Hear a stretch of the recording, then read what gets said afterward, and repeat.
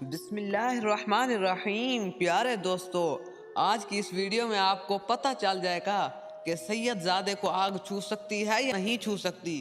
حضرت لال شہباز قلندر رحمت اللہ تعالی علیہ اور حضرت جلال الدین سرخ بخاری رحمت اللہ تعالی علیہ ایک بار حج بیت اللہ میں 3 ماہ رہنے کے بعد دنیا کے مختلف گوشوں میں زیارت کرنے کے لیے اور اولیاء کرام کی زیارت کرنے کے لیے نکلے۔ اسی دوران وہ عراق پہنچے اور حضرت پیر عبد القادر جیلانی حضور غوث پاک کے مزار پر حاضری دی۔ اس کے بعد حضرت لال شہباز قلندر رحمت اللہ تعالی علیہ اور حضرت جلال الدین سرخ بخاری رحمت اللہ تعالی علیہ وہاں سے تشریف لے گئے۔ وہ دونوں سرخ لباس پہنے ہوئے تھے اور ہاتھوں میں قدر لمبی تسبیح تھامے ہوئے تھے۔ دونوں کے پاس تسبیح بھی سرخ رنگ کے چمکدار پتھر کے دانوں سے بنی ہوئی تھی، جن پر دونوں اولیاء کرام اپنا ورد کیا کرتے تھے۔ دونوں نے ٹوپیاں بھی سرخ رنگ کی پہنی ہوئی تھی۔ سرحدی محافظین نے ان دونوں کو دیکھا تو انہیں مشکوک سمجھ کر روک لیا اور پوچھا، تم کون ہو اور یہاں کس کام کے خاطر آئے ہو؟ حضرت لال شہباز قلندر رحمت اللہ تعالی علیہ اور حضرت جلال الدین سرخ بخاری نے کہا، ہم سید ہیں اور علم کے حصول کی تلاش میں نکلے ہیں۔ سنا ہے کہ بخارا علم و فضل کا مرکز ہے۔ ہم اس علماء فضلاء سے فیض حاصل کرنا چاہتے ہیں۔ اس کے علاوہ ہماری کوئی اور غرض نہیں ہے، ہمیں علماء کرام تک پہنچا دیا جائے۔ دوستو، چینل کو ضرور سبسکرائب کریں نا، ویڈیو کو بھی لائک کریں۔ آپ دونوں اولیاء کرام کو علم و فضل علماء و فضلاء کے پاس پہنچانے کی بجائے حاکم بخارا کے دربار میں پہنچا دیا۔ حاکم بخارا نے حضرت لال شہباز قلندر اور حضرت جلال الدین سرخپوری رحمت اللہ تعالی علیہ سے پوچھا، تم کون لوگ ہو اور یہاں کیا کرنے آئے ہو؟ دونوں اولیاء کرام نے فرمایا، ہم سید زادے ہیں اور یہاں کے علماء و مشائخ سے ملاقات کی غرض سے آئے ہیں۔ حاکم بخارا نے کہا، تمہارا یہ دعویٰ ہے کہ تم لوگ سید ہو اور اس کا تمہارے پاس کیا ثبوت ہے اور کیا جواز ہے؟ دونوں اولیاء کرام نے فرمایا، ہمارا اقرار ہی ہماری دلیل ہے اور ہمارا ثبوت ہے، اس کے بعد کسی دلیل اور ثبوت کی ضرورت نہیں ہے۔ حاکم بخارا نے کہا، یہاں بہت سے لوگ اپنا قد اونچا کرنے اور اپنی شان اونچی کرنے کے لیے سید ہونے کا جھوٹا دعویٰ بھی کرتے ہیں، حالانکہ وہ سید نہیں ہوتے۔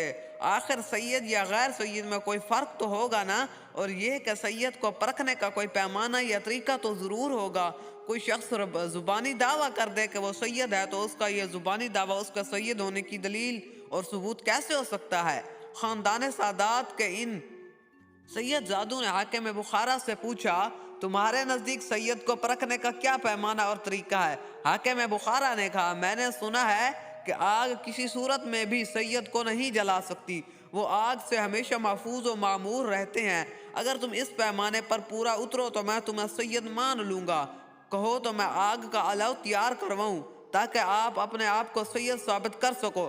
سید زادوں نے آسمان کی طرف نگاہ کی اور رب قادر قدیر سے درخواست کی کہ یا رب باری تعالیٰ، تو نے اپنے محبوب بندے حضرت ابراہیم علیہ السلام پر آگ کو گلزار کر دیا اور اس کو ٹھنڈک میں تبدیل کر دیا، تیرے قبضہ قدرت پر سب کچھ ہے، آج تیرے نام لیواؤں کا امتحان لیا جا رہا ہے، ہمیں اپنی رحمت و عنایت سے سرفراز اور سرخرو فرما۔ یا رب العالمین، سید زادوں کی عزت و حرمت صرف تیرے ہاتھ میں ہے، آج اسے اپنی قدرت کاملہ سے بچا لے۔ کم عقل حاکم نے آپ کو سید پر اثر نہ کرنے کا آگ کو سید پر اثر نہ کرنے کا پیمانہ بنا لیا ہے، حالانکہ ایسا نہیں، لیکن پھر بھی ہم تیری بارگاہ میں التجا اور دوچار کر رہے ہیں، ہمیں فتح سے ہمکنار کر، کیونکہ یہ بھی ایک جنگ ہے جس سے اس حاکم نے چھیڑ ڈالا ہے۔ ہم ناتواں ہیں، ہم گناہ گاروں اور خطاکار ہیں، تو ہماری خطاؤں کی طرف نظر نہ کر، بلکہ اپنے حبیب حضور علیہ سرور کائنات صلی اللہ علیہ وآلہ وسلم کے خاندان کی عزت و وقت قائم اور دائم رکھ، ورنہ یہ لوگ مذاق اڑائیں گے اور تماشا بنائیں گے اور سادات کی عزت خاک میں ملانے کی ناپاک جسارت کریں گے۔ اب دونوں سید زادوں نے حاکم بخارا سے کہا، آگ جلاؤ، آگ میں سے گزرنے کے لیے تیار ہیں۔ حاکم بخارا نے فوری طور پر اپنے کارندوں کو بلایا اور حکم دیا کہ آگ کا علو تیار کرو تاکہ ثابت کیا جا سکے کہ یہ اجنبی افراد سید زادے ہیں یا نہیں ہیں۔ حاکم کے حکم پر عمل ہوا، سینکڑوں کارکنوں نے چند ہی گھڑیوں میں آگ دکھا ڈالی، علو تیار کر دیا۔ اب حاکم بخارا نے سید زادوں سے کہا، تم میں سے کون پہلے اس آگ میں سے گزرے گا؟ حاکم بخارا کے سوال پر دونوں سید زادوں نے ایک دوسرے کی طرف دیکھا اور فوری طور پر حضرت جلال الدین بخاری رحمۃ اللہ تعالی علیہ نے فرمایا میں اس آگ میں سے گزروں گا، رب کریم کے حکم سے یہ آگ مجھ پر کوئی اثر نہیں کرے گی، تم پر ثابت ہو جائے گا کہ ہم سید زادے ہیں یا نہیں ہیں۔ آج اگرچہ یہ سید ہونے کا کوئی پیمانہ نہیں ہے، لیکن تم نے ضد کی ہے تو پھر رب کریم بھی اپنی قدرت کا نظارہ ضرور دکھائے گا۔ حاکم بخارا نے کہا پھر دیکھ دیر کس بات کی کر رہے ہو؟ کس بات کی ہے کہ اس سے پہلے کہ آگ ٹھنڈی پڑ جائے جلدی گزرو، اس میں سے گزر جاؤ۔ جلال الدین سرخ بخاری رحمۃ اللہ تعالی علیہ نے جلدی آگ میں چھلانگ لگا دیتے ہیں۔ اس منظر کو دیکھنے کے لیے جو ہجوم اکٹھا ہو گیا تھا، جب انہوں نے دیکھا تو ان کی آنکھیں کھلی کی کھلی رہ گئی کہ جلال الدین سرخ بخاری رحمۃ اللہ تعالی علیہ آگ کے علو میں سے صحیح سلامت باہر نکل آئے اور آتے ہوئے اللہ اکبر کا نعرہ لگایا۔ حضرت جلال الدین سرخ بخاری رحمۃ اللہ تعالی علیہ نے مجمع سے مخاطب ہو کر فرمایا اے لوگو، یاد رکھو انسان مجبور، بے بس اور کمزور و ناتواں ہے۔ کوئی بھی شخص اپنے رب تعالیٰ کی مرضی کے بغیر کسی قسم کی کوئی صلاحیت اور طاقت کا مظاہرہ نہیں کر سکتا۔ قدرت و طاقت رکھنے والی صرف اور صرف رب ذوالجلال کی ذات پاک ہے۔ اس کی قدرت و طاقت نے زمین و آسمان کو اپنی گرفت میں لیا ہوا ہے۔ اس آگ میں سے صحیح و سلامت گزرنے میں میرا کوئی کمال نہیں۔ حاکم وقت نے ہمیں آزمائش میں ڈالا، میرے رب تعالیٰ نے اپنے فضل و کرم سے ہمیں اس آزمائش سے سرخرو کیا۔ اب اگر حاکم بخارا چاہے تو میرے ساتھی حضرت لال شہباز قلندر رحمۃ اللہ تعالی علیہ آگ میں سے گزرنے کے لیے تیار ہو جائے، مگر حاکم بخارا فوری طور پر تخت سے اتر آیا اور دونوں سید زادوں کے قدموں میں گر گیا۔ اس نے معافی مانگی اور اس جسارت کی تلافی کے لیے اس نے آپ کے ساتھ اپنی بیٹی کا نکاح کر دیا۔ حضرت لال شہباز قلندر اور حضرت سید جلال الدین سرخ بخاری رحمۃ اللہ تعالی علیہ نے اس واقعے کے بعد چند ماہ بخارا میں گزارے اور اس دوران وہاں کے علماء و مشائخ سے جی بھر کے ملاقاتیں کی اور ان سے روحانی فائدہ حاصل کیا۔ ایک مرتبہ حضرت لال شہباز قلندر اور حضرت شرف الدین بو علی قلندر رحمۃ اللہ تعالی علیہ کے مہمان ہوئے۔ حضرت بو علی قلندر رحمۃ اللہ تعالی علیہ نے دریافت کیا کہ آپ کا شیر اور سانپ کیا غذا کھاتا ہے، کیونکہ حضرت لال شہباز قلندر رحمۃ اللہ تعالی علیہ باوجود فقیری کے پھٹے ہوئے کپڑے پہننے کے بھی شیر کی سواری اور سانپ کو اپنا بیت بنا کر رکھتے تھے۔ جب حضرت بو علی قلندر رحمۃ اللہ تعالی علیہ نے دریافت کیا کہ آپ کا شیر اور سانپ کیا غذا کھاتا ہے، حضرت لال صاحب نے فرمایا کہ میرے شیر کی غذا گائے ہے اور میرا سانپ مرغ کھاتا ہے۔ یہ سن کر حضرت بو علی قلندر رحمۃ اللہ تعالی علیہ بولے کہ پھر ان کی غذا تلاش کرنی چاہیے۔